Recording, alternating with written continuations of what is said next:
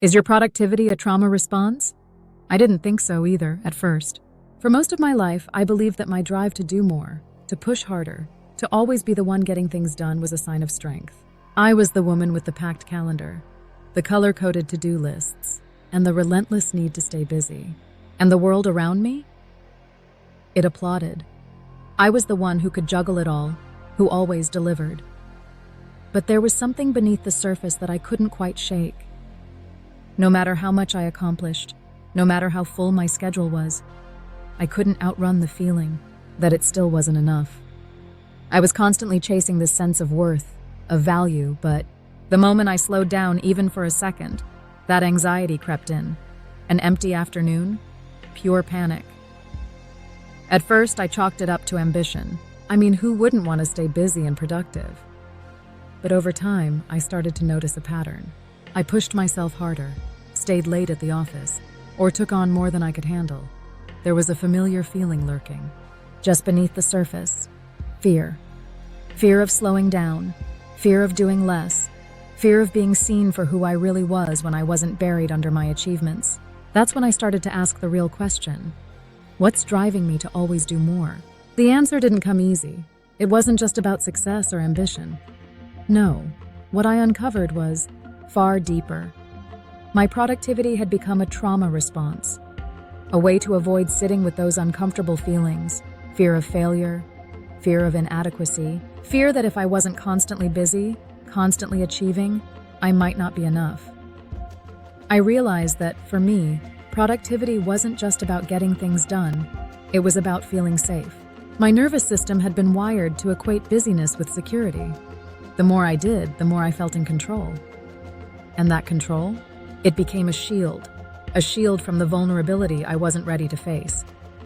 But here's the thing, that shield came with a cost. Sure, I was busy, but I was exhausted. Sure, I was productive, but I was constantly overwhelmed. And no matter how much I achieved, it never felt like enough. That's when I started to dig deeper. I learned that, for so many of us, especially women, our need to prove ourselves through productivity is rooted in societal and generational conditioning.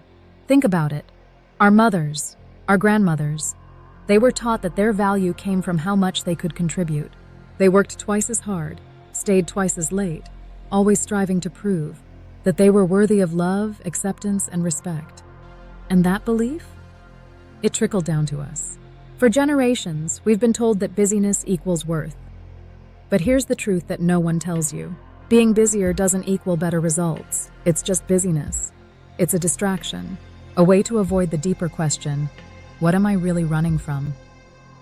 As I started to explore this link between productivity and trauma, I discovered something that completely shifted my perspective. My nervous system had been stuck in survival mode. My brain and body had been wired to believe that if I wasn't doing more, I wasn't safe. Slowing down felt like a threat because, for so long, doing more had been the only way I knew how to feel secure. But here's where the shift happened. I realized that slowing down is actually the key to healing. It's not just about resting or taking a break. It's about rewiring your nervous system to understand that it's safe to stop. It's safe to breathe. It's safe to be without constantly doing. This isn't something that happens overnight. It's a process called titration, taking small, intentional steps toward slowing down, toward doing less. I didn't just drop everything and start lounging on the couch. I started with small moments of stillness, an hour without checking my phone, a day where I left a task unfinished, and I let myself be okay with it. And slowly, my nervous system began to rewire. I realized that the world wouldn't fall apart if I didn't accomplish every single thing on my list. And more importantly, I wouldn't fall apart. As I began to embrace this practice, something remarkable happened. The less I did, the more I achieved, but in a way that was sustainable. I wasn't running on empty anymore. I wasn't using productivity as a crutch to avoid my feelings. I was aligned. My work, my energy, my life, all began to flow in a way I had never experienced before. And the best part? I wasn't constantly exhausted. I wasn't overwhelmed. I had space for creativity, space for relationships, space for me. And here's what I realized.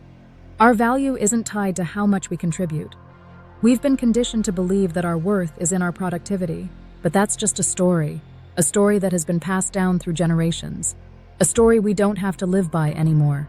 So if you're someone who feels that familiar panic when there's an empty space in your calendar, if you're always driven to do more, yet constantly feel overwhelmed, I want you to ask yourself, is my productivity truly serving me? Or is it a response rooted in trauma? It's time to stop hustling for your worth. It's time to start listening to your body, your nervous system, to take those small steps towards stillness, and to realize that you are enough, especially when you're not doing everything. Because the truth is, you've always been enough. It's time to let go of the need to prove it